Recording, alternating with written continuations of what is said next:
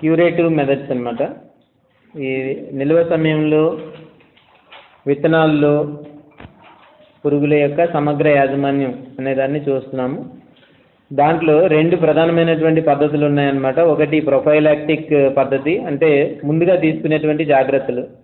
రెండోది ఏంటంటే curative methods, అంటే చికిత్సా పద్ధతులు. క్యూరేటివ్ అంటే చికిత్స, వచ్చిన తర్వాత తీసుకునేటువంటి చర్యలు అన్నమాట. ఏదైనా సరే ఇన్ఫెక్ట్ అయిన తర్వాత తీసుకునేటటువంటి చర్యలు. మనకి ఒక సామెత ఉంటుంది కదా, prevention is better than cure అని. అక్కడైనా రాయండి ఆ పైన, prevention is better than cure అన్నమాట. Cure, prevention is better than cure అనేది అక్కడ మనం చెప్పుకునేటువంటిది. సో ప్రివెన్షన్ ఏంటి, బెటర్ ఏంటి, క్యూర్ ఏంటి, అవన్నీ ఒకసారి మనం చూస్తే, ప్రివెన్షన్ అంటే ముందు జాగ్రత్త అన్నమాట. ప్రివెన్షన్ అంటే ముందు రాకుండానే జాగ్రత్త పడ్డాన్నే ప్రివెన్షన్ అంటుంటాం. ఏదైనా సరే ముందుగా రాకుండా జాగ్రత్త పడ్డమే ప్రివెన్షన్ అన్నమాట. క్యూర్ అంటే చికిత్స. అది దాని ఉద్దేశం ఏంటంటే, వచ్చిన తర్వాత బాధపడే కంటే రాకుండా ముందు జాగ్రత్త పడండి అనేది దాని తాలూకు ఉద్దేశం. Prevention is better than cure అన్నమాట. మనకి రెండు రకాలు ఇచ్చారు, ప్రివెన్షన్ ఇచ్చారు, క్యూర్ కూడా ఇచ్చారనమాట. ప్రివెన్షన్ ఎలాగా, క్యూర్ ఎలాగా అనేవి మనం చూస్తున్నాము. ప్రివెన్షన్ ఆల్రెడీ మనం చూసాము, ముందు జాగ్రత్తలు ఎలా తీసుకోవాలి, శుభ్రత ఏం చేయాలి అవన్నీ తీసుకున్నాం. రెండోది ఏంటంటే ఇప్పుడు చెప్పేది ఏంటంటే క్యూరేటివ్ మెథడ్, చికిత్సా పద్ధతులు ఏంటో ఒకసారి మనం చూద్దాం. మొదటి దాంట్లో రసాయన రహిత పద్ధతి, నాన్ కెమికల్ అప్రోచ్ అనమాట. దీంట్లో ఎక్కువ పాయింట్స్ మనకు ఉన్నాయి. సో రసాయనాలు ఉపయోగించకుండా చికిత్సా పద్ధతులు ఏంటి అనేది ఒకసారి మనం చూద్దాం. సో ఇవన్నీ దేనికి సంబంధించింది? చికిత్స అంటే దేనికి సంబంధించినవి అనమాట? కీటకాలండి. కీటకాలు మనం గొడవల్లో అన్నిటి కూడా నిల్వ చేసినప్పుడు వచ్చేటువంటి కీటకాలకి చికిత్స, లేకపోతే అవి రాకుండా జాగ్రత్త పడడం, వాటి గురించే కదా మనం చదువుతున్నాం. మీ 24 గంటలు మీ టార్గెట్ ఎక్కడ ఉండాలంటే మీరు గొడవన్లో ఉన్నట్టు ఉండాలి, క్లాస్ రూమ్లో ఉన్నట్టు ఉండకూడదు. ఇప్పుడు ఇదేంటిది? గొడౌన్. అది కరెక్ట్గా చెప్పారు. ఇప్పుడు ఇది ఏంటన్నమాట, ఇది గొడౌన్లో ఉన్నారు మీరు. ఒక గొడౌన్లో ఉండి ఇప్పుడు బయటికి వెళ్ళిపోయిన తర్వాత దీంట్లో విత్తనాలు నిల్వ చేయడానికి ఏవో ప్రయత్నాలు చేస్తారనమాట. అలా ఉండాలి మన ఉద్దేశం.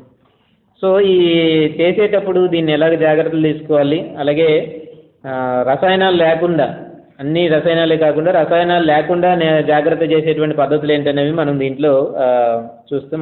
మొదటిది ఏంటంటే ఎకలాజికల్ కంట్రోల్. మొట్టమొదటి ఏంటంటే నాన్ కెమికల్ అప్రోచ్లో మనం చూస్తే ఎకలాజికల్ కంట్రోల్ అనమాట. గోదాముల నుండి ఉష్ణోగ్రత మరియు విత్తన తేమలను నియంత్రించడం వల్ల పురుగులను నిరోధించవచ్చు. ఆల్రెడీ మనం ఇంతకు ముందు నుంచి అదే చెప్పుకుంటున్నాం.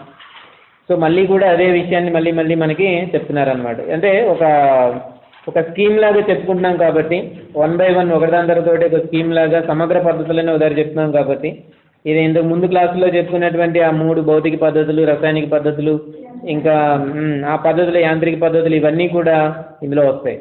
ఈ ముందు చెప్పుకున్నటువంటి 3 రకాలైనటువంటి పద్ధతులు కూడా సమగ్ర పద్ధతుల్లో మనకి వచ్చేస్తాయి అన్నమాట. అవి ఒక రివిజన్ లాగా ఉంటుంది, ఒకసారి జాగ్రత్తగా వినండి. సో ఎకలాజికల్ కంట్రోల్, ఉష్ణోగ్రతను మనం నియంత్రిస్తాము, విత్తనాల తేమను నియంత్రిస్తాము, దీనివల్ల పురుగులని నిరోధిస్తాము. ఆహార ధాన్య పంటలు ఉన్నాయి, 12% వరకు తేమ ఉండాలనుకున్నాం. మనం 13%, 14% తెచ్చి నిల్వ చేసిన తర్వాత మళ్ళీ పురుగులు పెట్టేసాయి అని తర్వాత ఇదయ్యే బదులు 12% అన్నారు. 12%కి బాగా తగ్గించి తీసుకొచ్చి నిల్వ చేసామనుకోండి, అది చాలా కాలం పాటు నిల్వ ఉంటాయి అన్నమాట. సో తేమను కంట్రోల్ చేయడం అంటే అది. అలాగే ఉష్ణోగ్రతలు కంట్రోల్ చేసుకోవడం, ఉష్ణోగ్రత పెంచడం, దానివల్ల కీటకాలు చనిపోతాయి. ఉష్ణోగ్రత తగ్గించడం, దానివల్ల కీటకాల పెరుగుదల మందగిస్తుంది, అంటే పెరగవు అనమాట. టెంపరేచర్ తగ్గించే కొద్ది ఏం జరుగుద్ది? కీటకాలు కానీ సూక్ష్మజీవులు కానీ వాటిలో పెరుగుదల అనేది బాగా తగ్గిపోతుంది. ఫ్రిడ్జ్ మనం గుర్తుపెట్టుకోవాల్సింది ఏంటంటే, ఫ్రిడ్జ్లో పెట్టిన కూరగాయలు ఎక్కువ కాలం పాటు నిల్వ ఉంటుంటాయి. ఎందుకు ఉంటాయంటే అందులో కూడా అన్నీ ఉంటాయి, కీటకాలు, వాటికి సంబంధించినవి, అలాగే సూక్ష్మజీవులు, శిలీంధ్రాలు, బ్యాక్టీరియా, ఇలాంటివన్నీ ఉంటుంటాయి అన్నమాట. కానీ ఎక్కడైతే తక్కువ ఉష్ణోగ్రతలు ఉంటాయో అప్పుడు ఏమవుతుందంటే వాటి తాలూకు పెరుగుదల ఏమి ఉండదన్నమాట. అలా ఉంటాయి, అంత ఇన్యాక్టివ్గా ఉంటాయి. మళ్ళీ మామూలు ఉష్ణోగ్రతలకు వచ్చేటప్పుడు మామూలుగా మళ్ళీ తయారవుతుంటాయి అన్నమాట. ఇది పరిస్థితి. సో రెండోది చూడండి, క్లాసికల్ కంట్రోల్. తర్వాత ఏంటంటే లో టెంపరేచర్. లో టెంపరేచర్, ఉష్ణోగ్రత 14 డిగ్రీల సెంటీగ్రేడ్ కంటే తక్కువ ఉంటే వివిధ రకాలైన తొలి దశల్లో పురుగులు చనిపోతాయి. అండర్లైన్ చేసుకోండి, అది 14 డిగ్రీల సెంటీగ్రేడ్ కంటే తక్కువ ఉంటే. ఫ్రీజింగ్ పాయింట్ ఇచ్చారు అక్కడ -10 నుంచి -20 డిగ్రీల సెంటీగ్రేడ్ ఫ్రీజింగ్ పాయింట్ అంటాం అనమాట దాన్ని. ఫ్రీజింగ్ పాయింట్ అంటాము. -10 నుంచి -20 డిగ్రీల సెంటీగ్రేడ్ వద్ద పురుగులు అతి త్వరగా చనిపోతాయి. పురుగులను ముందుగా 10 నుంచి 20 డిగ్రీల సెంటీగ్రేడ్ ఉష్ణోగ్రతకు కొన్ని రోజుల పాటు పెట్టి ఆ తర్వాత అసలైన లేతల్ కోల్డ్ టెంపరేచర్లో ఉంచితే సమర్థవంతంగా పురుగులను నియంత్రించవచ్చు. ముందుగా ఏం చేయాలి? 10 నుంచి 20 డిగ్రీల సెంటీగ్రేడ్లో కొంతకాలం పాటు 2 రోజులు 3 రోజులు 4 రోజులు ఉంచిన తర్వాత లీతల్ టెంపరేచర్ అంటారనమాట. లీతల్ అంటే ప్రాణాంతకమైనటువంటి టెంపరేచర్, అంటే బాగా తక్కువైనటువంటి టెంపరేచర్ అనమాట. అదే మన ఫ్రీజింగ్ పాయింట్. -10 నుంచి -20 డిగ్రీల సెంటీగ్రేడ్కి తర్వాత మారిస్తే పురుగులను సమర్థవంతంగా చంపొచ్చు అనమాట. నియంత్రించవచ్చు అని అంటే వాటిని సమర్థవంతంగా చంపొచ్చు అని అర్థం. సో లో టెంపరేచర్ ఇది మొదటి పాయింట్ ఏంటనమాట, లో టెంపరేచర్. రెండోది ఏంటంటే హై టెంపరేచర్. హై టెంపరేచర్ ఎలాగవుతాయని ఇందులో ఉండేటువంటి ఉష్ణోగ్రతలు వాటి తాలూకు ఇవన్నీ కూడా చాలా ముఖ్యమైనవి, ఇంపార్టెంట్ బిట్స్ అవి. ఆ రేంజ్ ఉంటుంది కదా, ఉష్ణోగ్రతల తాలూకు రేంజ్ అన్నీ ఉంటాయి. సో ఇక్కడ ఏంటి 14 డిగ్రీల సెంటీగ్రేడ్ అనేది ఒక ఇంపార్టెంట్ అయినటువంటి బిట్. ఏ ఉష్ణోగ్రత వద్ద పురుగులు చనిపోతాయి అని అంటే 14 డిగ్రీల సెంటీగ్రేడ్. అలాగే ఫ్రీజింగ్ పాయింట్ ఉష్ణోగ్రత ఎంత అని అంటే -10 నుంచి -20 డిగ్రీల సెంటీగ్రేడ్. అలాగే లీతల్ కోల్డ్ టెంపరేచర్ అన్నా కూడా అదే. లీతల్ టెంపరేచర్ అన్నా కూడా -10 నుంచి -20 డిగ్రీలే. అలాగే 10 నుంచి 20 డిగ్రీల వద్ద కొద్ది కాలం పాటు వాటిని అలవాటు చేసి ఆ తర్వాత సడన్గా ఒకసారి లీతల్ టెంపరేచర్కి గురి చేస్తాం, బాగా టెంపరేచర్ తగ్గించేస్తాం, ఒక్కసారిగా ఫ్రీజ్ అయిపోతాయి అన్నమాట, చనిపోతాయి. ఇది లో టెంపరేచర్. తర్వాత ఏంటంటే హై టెంపరేచర్. దీంట్లో కూడా ఉష్ణోగ్రతలు రేంజ్లు ఇవన్నీ ఉంటాయి, చూడండి ఒకసారి. ఎక్కువగా పురుగులు 50 నుంచి 60 డిగ్రీల వద్ద 10 నుంచి 20 నిమిషాల పాటు ఉంచినట్లయితే, సో 50 నుంచి 60 డిగ్రీల సెంటీగ్రేడ్ వద్ద 10 నుంచి 20 నిమిషాలు ఊహించుకోండి ఒకసారి. ఈ రూమ్ టెంపరేచర్ ఒకసారిగా 50 కానీ 60 డిగ్రీలు కానీ పెంచుతామనుకోండి, చాలా ఎక్కువ టెంపరేచర్ అన్నమాట, ఒక్క క్షణం కూడా మనం ఉండలేము. సో అలాగే ఒకసారిగా పెంచేసి 10 నుంచి 20 నిమిషాల పాటు ఉంటే మనమే ఉండలేము, అలాంటిది కీటకాలు అసలే ఉండలేము అనమాట. అలా చేస్తే పురుగులన్నీ కూడా చనిపోతాయి. అవసరమైన ఉష్ణోగ్రత కంటే 5 డిగ్రీల సెంటీగ్రేడ్ ఎక్కువ ఉష్ణోగ్రత ఉంచితే పురుగుల పెరుగుదల ఆగిపోతుంది. ఇంతకు ముందు ఒకసారి ఎప్పుడో చదువుకున్నాను దీని గురించి, 5 డిగ్రీల తేడాలో దాని తాలూకు దానికి ఎగ్జాంపుల్ కూడా నేను చెప్పాను. నిమ్మ చెట్ల గురించి చెప్పాను. నిమ్మ చెట్లు ఇంకా రేపు మాపు చనిపోతాయనగా, లేకపోతే వాటికి ఇన్ఫెక్షన్ బాగా ఎక్కువ వ్యాపించినప్పుడు సడన్గా విపరీతమైనటువంటి పూత పోస్తాయి అన్నమాట. అంత జీవితంలో ఎప్పుడు కూడా అంత పూత వచ్చి ఉండదు వాటికి. సడన్గా ఒకేసారి పెద్ద పూత పోస్తాయి. ఎంత పూత వచ్చిందేంటి అనుకునే లోపే మొత్తం చెట్టు అంతా కూడా ఎండిపోయి చనిపోతుంది. సో అలాగే మనకి ఒక 5 డిగ్రీల దాంట్లో ఏంటంటే అవి అత్యధికంగా డెవలప్ అయ్యే ఉష్ణోగ్రత ఒక 5 డిగ్రీలు తక్కువ ఉంటుంది. దానికంటే కూడా ఒక 5 డిగ్రీలు కనుక మనం పెంచేటట్టయితే వెంటనే అక్కడ అది చనిపోతుంది అనమాట. సో అదే పాయింట్ మనకి ఇక్కడ కూడా మళ్ళీ ఇచ్చారు. 5 డిగ్రీల సెంటీగ్రేడ్ కంటే ఉంటే పెరుగుదల ఆగిపోతుంది. 50 డిగ్రీల సెంటీగ్రేడ్ వద్ద 2 గంటలు ఉంచితే అన్ని రకాల పురుగులు చనిపోతాయి. బిట్ పెట్టుకోండి అది. 50 డిగ్రీల సెంటీగ్రేడ్ వద్ద 2 గంటలు ఉంచితే అన్ని రకాల పురుగులు చనిపోతాయి. అది. సో ఇవన్నీ కూడా మనకి కెమికల్స్ కానివి. లో టెంపరేచర్, హై టెంపరేచర్, అలాగే తర్వాత ఏంటంటే విత్తన తేమ, విత్తనాల యొక్క తేమ ఎంత ఉండాలి ఏంటనేది. విత్తనాల సురక్షిత తేమ శాతానికి ఎండబెట్టి నిల్వ చేసినప్పటికీ గాలిలోని తేమను బట్టి విత్తన తేమ మార్పు చెంది క్రమేపీ విత్తన తేమ శాతం పెరిగి పురుగులు ఆశిస్తాయి. సో మనం సురక్షిత తేమ శాతంలోనే నిల్వ చేస్తాం, అయినప్పటికీ ఏం జరుగుతుందన్నమాట, వాటికి ఒక లక్షణం ఉంటుందని చెప్పాను నేను ఇంతకు ముందు కూడా క్లాసుల్లో మనం చెప్పుకున్న. ఈ విత్తనాలన్నిటికీ ఏంటంటే గాలిలో ఉండేటువంటి తేమని అబ్జర్వ్ చేసుకునేటటువంటి లక్షణం అనేది ఉంటుంది. గాలిలో కూడా తేమ ఉంటుంది కదా. ఇప్పుడు వర్షం పడింది అనుకోండి, గాలిలో తేమ 100 ఉంటుంది, 100% వస్తుంది అనమాట. మనం హైగ్రోమీటర్లో మనం చెక్ చేస్తే అప్పుడే వర్షం పడినప్పుడు దాన్ని బయటికి తీసుకెళ్ళి మీటర్ని పెట్టామనుకోండి 100% వస్తుంది. అంటే ఏంటనమాట, గాలిలో తేమ ఫుల్గా ఉందని అర్థం ఆ టైంలో.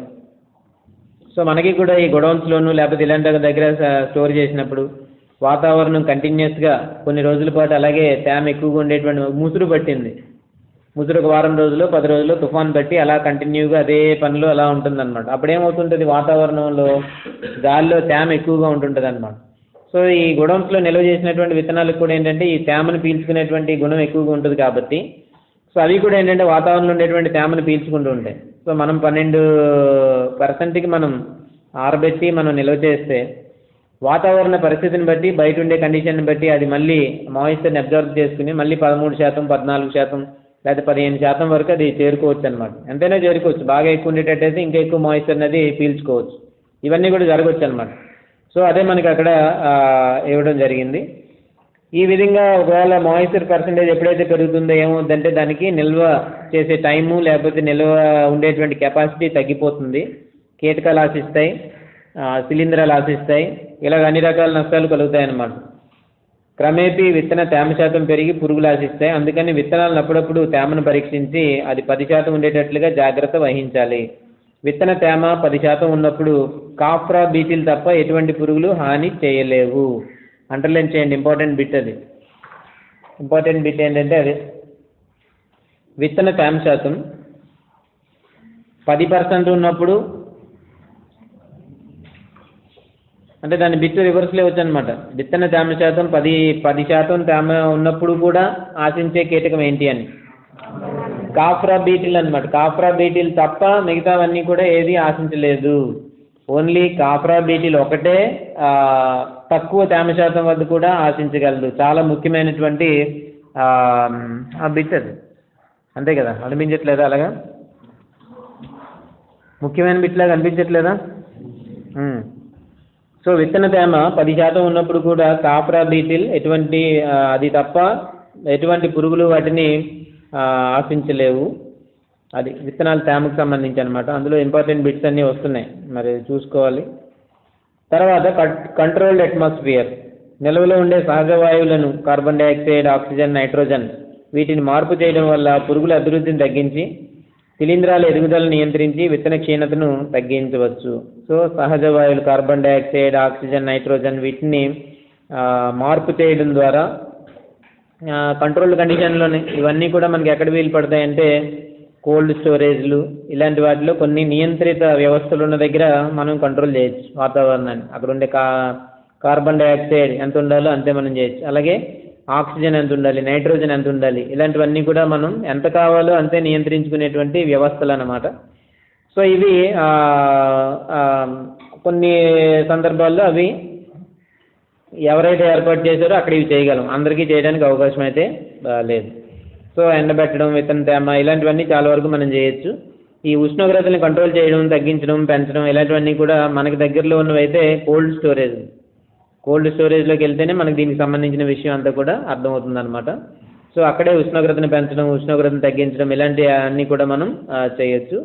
అలాగే కార్బన్ డైఆక్సైడ్ పెరిగిపోతున్నా చెప్పాను కదా, కార్బన్ డైఆక్సైడ్ అనేది ఎక్కువగా పెరగడం వల్ల నిల్వ చేసినటువంటివన్నీ కూడా అక్కడ డ్యామేజ్ అయ్యాయంట. మేము అక్కడ కోల్డ్ స్టోరేజ్కి వెళ్ళినప్పుడు వాళ్ళు చెప్పింది ఏంటంటే కుంకుడుకాయలు నిల్వ చేశారు. మన ప్రాంతంలో ఎక్కువగా దొరుకుతాయి కాబట్టి కుంకుడుకాయలు నిల్వ చేశారనమాట. సో ఈ కుంకుడుకాయలు భారీ స్థాయిలో అక్కడ నిల్వ చేస్తే వాటి నుంచి కార్బన్ డైఆక్సైడ్ ఎక్కువగా వెలువడుతుందండి.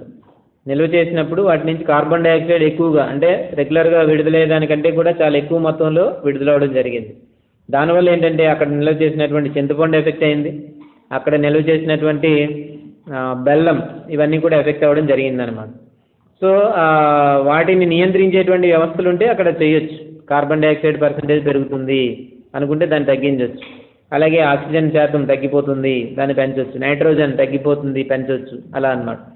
సో మన దేశంలో ఈ సదుపాయాలన్నీ చాలా వరకు తక్కువ, కాకపోతే విదేశాల్లో వీటికి సంబంధించి అన్నీ టెక్నికల్గానే చేస్తుంటారు. ఎందుకంటే ఒకే దగ్గర ఈ విత్తన క్షేత్రాలన్నీ కూడా కొన్ని వందల ఎకరాల చొప్పున అలా ఉంటూ ఉంటాయి కాబట్టి వాళ్ళు మనుషులతో చేయడానికి కుదరదు అనమాట. అక్కడ మనుషులతో చేయాలంటే కుదరదు కాబట్టి అన్ని మెషినరీ ద్వారా చేస్తుంటారు. అన్నీ కూడా ఇలాగే చేస్తుంటారు అనమాట. ఎంతో ఒక పెద్ద గోడౌన్స్ ఉన్నాయంటే 2-3 ఆపరేట్ చేసే విధంగా ఉంటాయి. అంతే తప్ప ఇక్కడ అన్నిటినీ చేయడానికి ఒక 100 మంది 200 మంది ఉన్నా సరే మనకి వీలు పడదు. ఆ విధంగా చేస్తారు కాబట్టి అక్కడ ఎక్కువగా ఎక్కువ ఎకరాలు చేయడానికి అవకాశం ఉంటుంది అనమాట. సో అక్కడ నియంత్రిత వ్యవస్థలు ఉంటాయి. టెంపరేచర్ కావాలంటే పెంచాలంటే పెంచవచ్చు, తగ్గించాలంటే తగ్గించవచ్చు, ఇంకా అలాగ అనమాట. రకరకాలవన్నీ కూడా అలాగా ఉంటుంటాయి. తర్వాత పేరా చూడండి, అది బిట్స్ అని రాసుకోండి. తర్వాత పేరాలు తర్వాత దగ్గర ఏం రాస్తారంటే బిట్స్ అని రాసుకోండి, ఎందుకంటే అందులో చాలా రకాలైనటువంటి బిట్లు ఉన్నాయి. ఎగ్జామినేషన్లో వచ్చినటువంటి బిట్లు కనీసం అందులో ఒక 3 బిట్లు ఉన్నాయన్నమాట. ఆ ఒక్క పేరాలోనే కనీసం మనకి ఒక 3 బిట్ల పైన దాంట్లో మనకి ఫైనల్ ఎగ్జామినేషన్లో వస్తుంటాయి. ఇందులో భాగంగా 9 నుంచి 9.5% కార్బన్ డైఆక్సైడ్ గాలిలో ఉన్నట్లయితే అన్ని రకాల పురుగులను నియంత్రించవచ్చు. అదొక బిట్ అన్నమాట. కార్బన్ డైఆక్సైడ్ ఎంత శాతం ఉంటే అన్ని రకాల పురుగులను నియంత్రించవచ్చు అని అడిగారు అన్నమాట. 9 నుంచి 9.5% అండర్లైన్ చేసుకోండి, అదొక బిట్. 9 నుంచి 9.5% కార్బన్ డైఆక్సైడ్ ఉండేటట్టయితే అక్కడ గాలిలో ఉంటే అన్ని రకాల పురుగులను నియంత్రించవచ్చు. ఇటువంటి వాతావరణాన్ని హై CO2 అంటారు. అండర్లైన్, అదొక బిట్. సెకండ్ బిట్ అన్నమాట. ఏమంటారు దాన్ని? High CO2. అప్పుడే 2-3 సార్లు ఈ బిట్ అంతా వస్తుందన్నమాట. ఈ పేపర్ ఇచ్చిన తర్వాత ఇప్పుడు మన 2011 నుంచి పేపర్లు ఇస్తున్నాం. ఒకసారి ఇప్పుడు బయట పేపర్లు వచ్చాయి. ఈ 215కి ఒకసారి అనుకుంటా వేరే పేపర్ వచ్చింది. మిగతా పేపర్లన్నీ మన పేపర్లు ఇక్కడి నుంచి ఇచ్చినటువంటి పేపర్లు వచ్చాయి, నేను తయారు చేసినటువంటి పేపర్లు వచ్చాయి అన్నమాట. సో దాంట్లో ప్రధానంగా ఈ బిట్స్ ఇవ్వడం జరిగింది మొదట్లో. ఆ తర్వాత నుంచి ఎక్కడ పేపర్లు జరిగినా అవన్నీ కూడా మళ్ళీ ఈ బిట్లన్నీ రిపీట్ అవుతున్నాయి అన్నమాట. ఈ హై CO2 అనే బిట్ మొట్టమొదటిసారిగా మనమే ఇవ్వడం జరిగింది. సో 9 to 9.5% కార్బన్ డైఆక్సైడ్ గాలిలో ఉంటే అన్ని రకాల పురుగుల్ని కూడా నియంత్రించవచ్చు. అటువంటి వాతావరణాన్ని హై CO2 అంటారు. అంటే అర్థం ఏంటన్నమాట, 9 నుంచి 9.5% కార్బన్ డైఆక్సైడ్ ఉండే వాతావరణాన్ని ఏమంటారనమాట? High CO2. బిట్ అలాగే ఇస్తారు. 9 నుంచి 9.5% CO2 గాలిలో ఉండే వాతావరణాలను డాష్ అంటారు అని. హై CO2 అనమాట. అంటే 9 నుంచి 9.5% CO2 ఉంటుంది. అది ఉన్నప్పుడు పురుగులు ఏవి పెరగడానికి అవకాశం లేదు. దాన్నే హై CO2 అంటారు. అప్పుడే 2 బిట్లు వచ్చాయి. నిల్వలో శ్వాసక్రియ, విత్తనాలు మరియు పురుగుల ద్వారా. సో మనం విత్తనాలను ఎక్కడైనా నిల్వ చేసినప్పుడు ఏం జరుగుతాయని చెప్పాను నేను? శ్వాసక్రియ జరుగుతాయి. ఏ శ్వాసక్రియ ఏమేమి జరుపుకుంటాయి?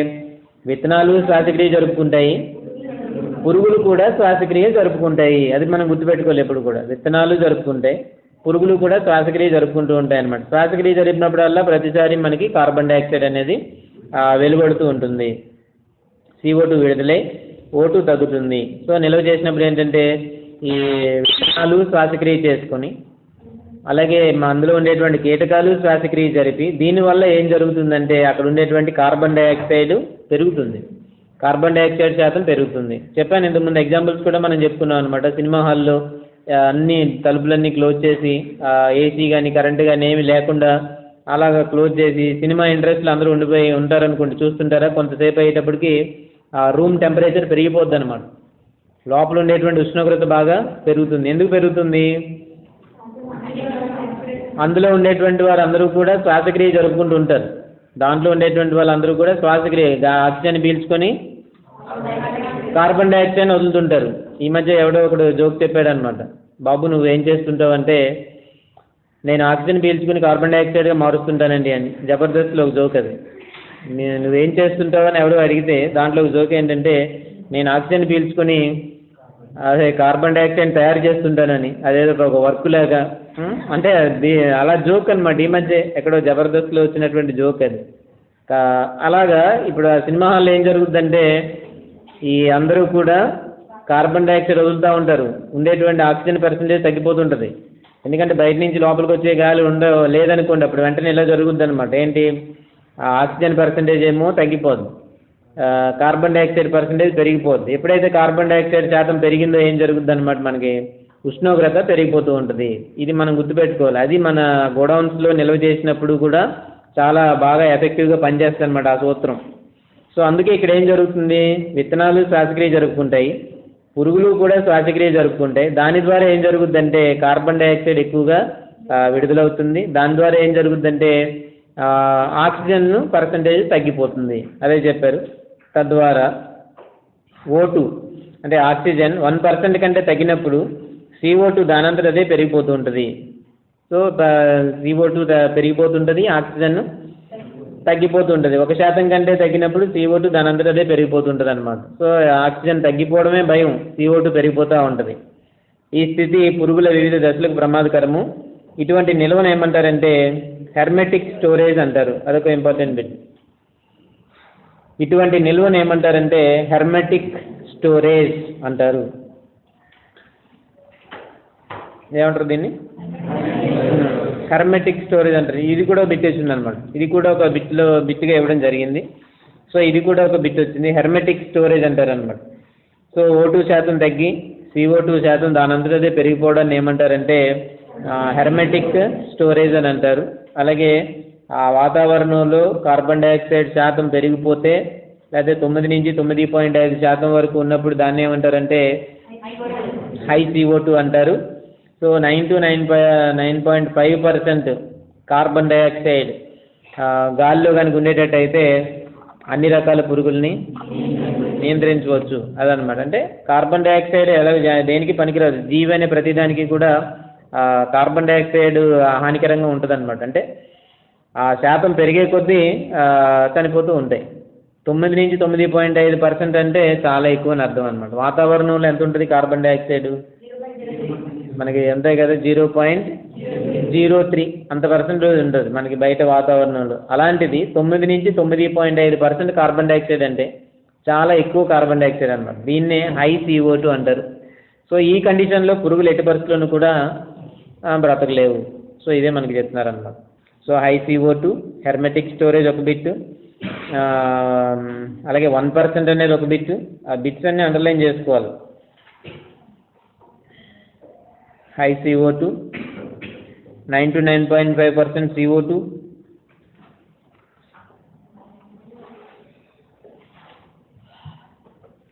నిద్ర వస్తుందా? ఆవులు ఎందుకు తీస్తున్నారు? నిట్టూర్పులు విడుస్తున్నారు. ఏంటో అంత బాధలు. ఆవులెంతులు తీయడం, నిట్టూర్పులు విడవటం, ఎందుకు అంత బాధ? అంటే అవన్నీ సింబల్స్ అనమాట. ఆపు ఇంకా ఆపు, చాలు అని ఇండైరెక్ట్గా మాకు సూచన చేయడం అనమాట. చాలులే ఇంక ఈ రోజుకి ఇది చాలు, రేపు మళ్ళీ చేసుకుందాం ఏదో ఒకటి, ఇప్పటికి ఇది చాలని. ప్రాక్టికల్ ఇది మరి. క్లాస్ అయితే గంటకు ఆపేద్దాం, మరి ప్రాక్టికల్ ఇది ఏం చేయమంటారు? అది ఆపలేం మనం ఏమని. సో అంటే ఇంకో రూమ్ మార్చాలనా? ఇంకో కొత్త రూమ్లో చెప్దామనా ఏంటి? ప్రస్తుతానికి ఈ రోజుకి ఇంతే. రేపు మళ్ళీ మీ కొత్త రూమ్లో మీకు పాఠాలు చెప్తామన్నమాట. సో దీన్ని మనం హెర్మెటిక్ స్టోరేజ్ అని పిలుస్తాము. అది చాలా ఇంపార్టెంట్ అని పెట్టుకోండి. ఆ పేరా షార్ట్ నోట్స్ అని కూడా పెట్టుకోండి. పెట్టుకోండి.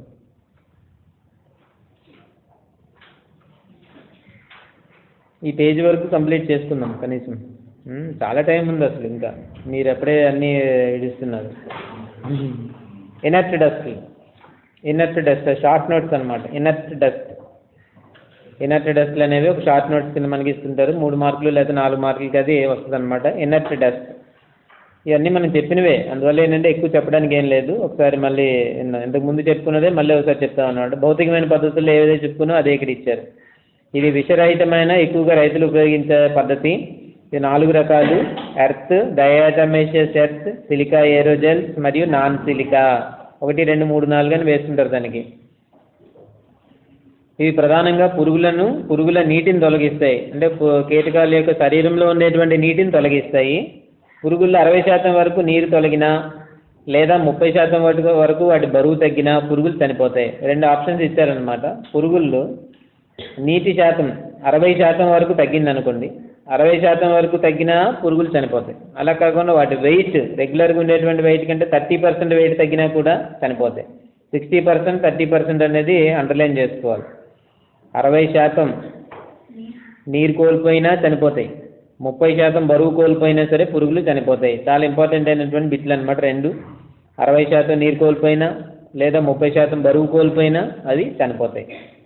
సిలికా ఏరోజెల్స్ అయితే వాటి బరువుకి 3 రెట్ల వరకు పురుగులోని నూనెను పీల్చుకుంటాయి. సో 3 రెట్ల వరకు పురుగుల్లోని నూనె లేకపోతే నీరు.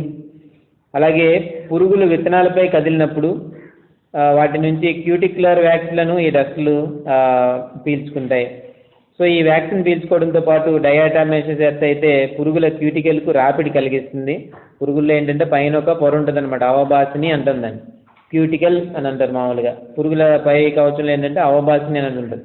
సో ఈ అవబాసిని అనేది ఏం చేస్తుంటుంది అంటే ప్రతిసారి కూడా పురుగు శరీరంలో ఉండేటటువంటి ఆ నీటిని బయటికి కోల్పోకుండా చేస్తుంటుంది. అవభాషిణి అనేది తెలుసు కదా, ఆకులకి కూడా ఉంటుంది అవభాషిణి, తెలుసా? చిన్నప్పటి నుంచి చదువుకుంటారండి, 10వ తరగతిలో అపమాన అవభాషిణి అవభాషిణి అంటుంటారు. మర్చిపోయారే ఏంటి? ఎన్ఎస్లో అవభాషిణి అనే ఎక్కడ రాలేదా? దాన్నే క్యూటికల్ అంటారు అనమాట. పైన ఉండేటువంటి ఒక పొర, ఇది మొక్కల్లో కానీ లేకపోతే కీటకాల్లో కానీ ఏం చేస్తుంటుందంటే ఆ లోపల ఉండేటువంటి నీటిని ఊరికే బయట కోల్పోకుండా అడ్డుగా కాపాడుతుంటుంది అనమాట. ఇప్పుడు వేసవికాలం ఉంది, వీలైనంత వరకు దాంట్లో ఉండేటువంటి నీరంతా ఆవిరైపోవడానికి ప్రయత్నం జరుగుతుంది. మొక్కలు అనుకోండి, బాష్పోత్సేకం ద్వారా నీటిని ఎప్పుడు కూడా కోల్పోతూ ఉంటాయి. సో దాన్ని ఆపడానికి కోసం ఈ పత్రరంధ్రాలు, అవభాషిని ఇవన్నీ ఎప్పుడు ప్రయత్నం చేస్తుంటాయి అన్నమాట. సో అవన్నీ కొంచెం ఎండ పెరిగేటప్పటికి ఏంటంటే బాగా దగ్గరికి ముడుచుకొని పోతాయి. పత్రరంధ్రాలు అని ఉంటాయి తెలుసా? మూత్రపిండాల ఆకారంలో ఉంటాయి అన్నమాట. అవి ఇలా ఓపెన్ అయి ఉంటాయి. ఓపెన్ అయి ఉంటే బాష్పోత్సేకం జరుగుతుంటుంది. వీలైనంత వరకు ఏంటంటే ఎండ ఎక్కువగా ఉండే టైంలో అవి దగ్గరికి ముడుచుకుంటాయి అన్నమాట. సో లోపల ఉండేటువంటి నీరు బయటికి పోకుండా కాపాడుతుంటాయి, లేకపోతే మొక్క చనిపోద్ది. ఓకే, సో అక్కడ ఉపయోగపడేది ఏంటంటే అవభాషిని, క్యూటికల్ అంటాం. కీటకాల్లో కూడా బయట చర్మంలో ఒక అవభాషిని అనేటువంటి నిర్మాణం ఏం చేస్తుంటుందంటే కీటకం లోపల ఉండేటువంటి నీరంతా కూడా బయటికి పోకుండా అది రెగ్యులేట్ చేస్తుంటుంది అన్నమాట. సో అది ఇక్కడ మనకి డయాటమైజ్ ఎర్త్ ఇలాంటివన్నీ చేసేటప్పుడు ఏంటంటే ఇది ఏం చేస్తుందంటే ఇక 4 రకాలు ఇచ్చారు కదా, earth, diatomaceous earth, silica aerosols, non silica. ఈ డయాటమైజ్ ఎర్త్ ఏం చేస్తుందంటే ఆ క్యూటికల్ ఏదైతే ఉందో దాన్ని బ్రేక్ చేసేస్తుంది అనమాట. క్యూటికల్ ఉంటుంది కదా, దాన్ని రాపిడితో దాన్ని తొలగించేస్తుంది. క్యూటికల్ ఎప్పుడైతే పోయిందో కీటకం శరీరంలో ఉండేటువంటి నీరు బయటికి వచ్చేస్తుంది. నీరు ఎప్పుడైతే బయటకు వచ్చిందో ఇంకా జీవక్రియలన్నీ జరగవు, కీటకం చనిపోతుంది. మన శరీరంలో కూడా అలాగే అనమాట, ఎక్కువ 90% అంతా నీరే ఉంటుంది. సో ఈ నీరంతా కూడా బయటికి వచ్చేస్తే మనిషి బ్రతకడం అనేది సాధ్యం కాదనమాట. సో శరీరంలో దాదాపు ఉండేటువంటి నీటి పర్సెంట్ దాదాపు 90% నీరంతా పోతే ఇంకా ఏం లేదనమాట. అలాగే సో కీటకాలకు కూడా అలాగే జరుగుద్ది అనమాట. ఆ క్యూటిక్యులర్ వ్యాక్స్ అని అంటారు అనమాట. అంటే అదొక మైనంతో తయారైనటువంటి అవభాషిని